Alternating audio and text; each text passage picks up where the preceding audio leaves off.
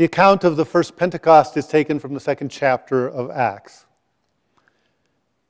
Now, when the festival of Pentecost arrived, they were all gathered together in one place.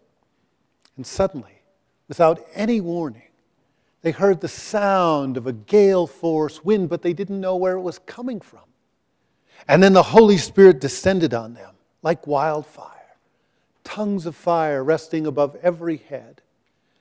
And they began to speak in other languages as the Spirit gave them utterance.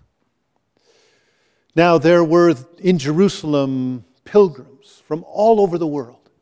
And when they heard the sound of the wind, they came running to see what had happened. And when they came, they were thunderstruck because they all heard one of the apostles speaking in their own mother tongue. And they asked themselves, what's going on here? Aren't these all Galileans?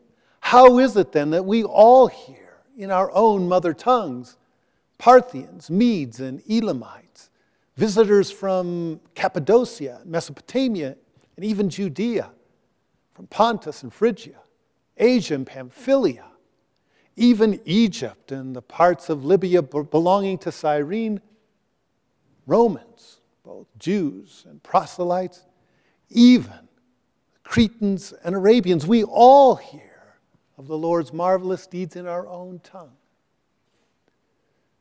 Their heads were spinning. They couldn't make sense of it. And they said, what's going on?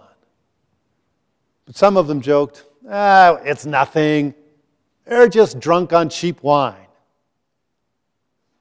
That's when Peter stood up.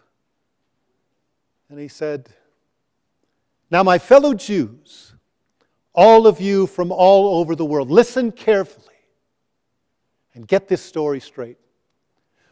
We're not drunk. We haven't had time to get drunk. It's only 9 o'clock in the morning.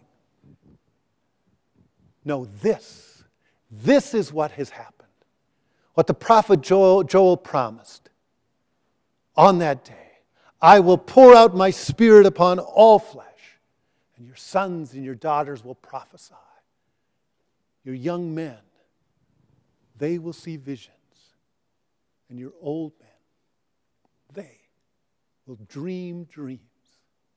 And I will pour out my Spirit upon all my servants, men and women, and they shall prophesy. And I will set wonders in the heavens above and signs in the earth beneath, blood and fire and billowing smoke.